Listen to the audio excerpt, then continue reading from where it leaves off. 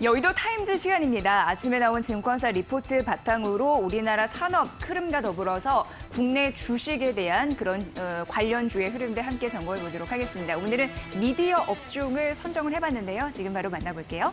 자, 국내 드라마 제작사의 영업 환경과 더불어서요. 그리고 앞으로는 어떻게 될까 그 부분인데 하반기는 기대를 저버리지 않을 것이다. 이렇게 얘기를 하고 있는 상황입니다.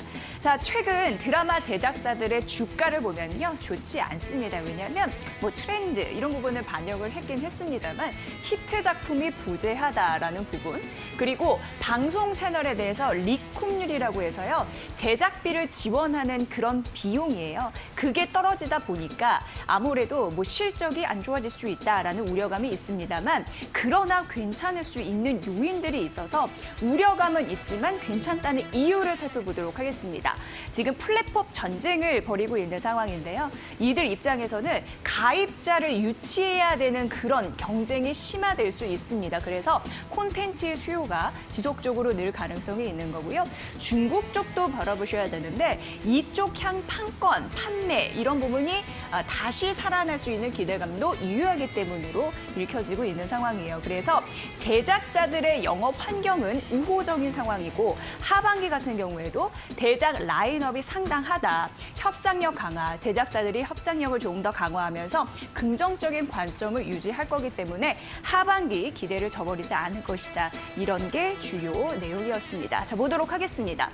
캡티브 채널에 대한 흐름인데요. 이걸 이제 전속 채널 느낌으로 보시면 될 것 같고요. 자, 1분기에는 떨어지는 흐름들이 있었는데 편성률이 하락이 되면서 실적이 악화되는 것이 아닌가라는 우려감이 있습니다만 그래도 괜찮은 요소 지금부터 살펴볼게요. 바로 이 부분입니다. 뭐냐면 결국 드라마, 양질의 수준 높은 그런 드라마가 결정적인 역할을 해줄 것이다라고 예상이 되고 있는 상황이고요. 1분기인데 올라가는 흐름들이 있잖아요. 해외 판매 부분이거든요. 우선 전문적으로 여러 가지 흐름들을 봤을 때 넷플릭스를 주시를 하셔야 됩니다. 넷플릭스에서 한국 드라마의 인기가 굉장히 높은 거 다들 아실 것 같은데요. 이런 부분으로 계약률 이런 부분도 늘고 있는 상황이고요. 저도 잘 몰랐지만 이 리포트를 보면서 안 게 프로덕션의 그 가능, 그 활용 능력 이런 부분이 사실 한국과 아이슬란드 이 두 국가뿐이라고 합니다. 그래서 한국 드라마에 대해 단기적으로 봐도 수요가 집중될 가능성이 있다 이렇게 판단이 되는 거거든요. 한국 드라마의 위상이 조금 더 커질 수 있을지 보셔야 될 것 같고요. 그리고 무엇보다도 국내 제작사들이 앞서서 말씀드렸던 협상력도 강화가 될 것으로 보여서 우호적인 환경은 지속되겠네라는 부분을 이 자리에서도 만나볼 수가 있는 것 같습니다. 자, 이 부분도 중요한데요. 우선 주가와 시청률 간의 관계, 단기적으로는 뭐 동행할 수는 있습니다만 여기에서 굉장히 중요한 흐름들이 있습니다. 최근 더킹이 종용이 됐습니다. 뭐 찾아보니까 한 8%로 시청률을 기록하면서 종용이 됐는데 스타 작가를 썼고 배우들도 이름난 배우들을 썼지만 기대치 대비해서 시청률이 저조했습니다. 방영된 이후에 주가가 11% 하락을 한 이후에 현재 보니까 70% 정도는 회복이 됐다라는 부분 기억을 해보시고요. 아스달 연대기로 넘어가 보도록 하겠습니다. 이것도 참 말이 많았었는데요. 아스달 연대기가 방영했을 때 한 4개월 정도였는데 이때 주가가 50% 떨어졌는데 중요한 부분이 실적을 확인한 이후에 주가가 70%를 회복을 했습니다. 이를 보면서 시청률도 시청률이지만 일단 실적이 중요하다라는 걸 확인했고 시청률의 민감도가 훨씬 낮아졌음을 우리는 확인할 수 있었는데요. 대표적으로 다시 더킹으로 돌아오면 넷플릭스와 공동으로 반영이 됐습니다. 그래서 마진율이 이때 더킹이 방영되기 전부터 플러스 20%가 붙었기 때문에 수익적인 부분, 실적 부분에서는 큰 타격은 없을 것으로 예상이 됐었거든요.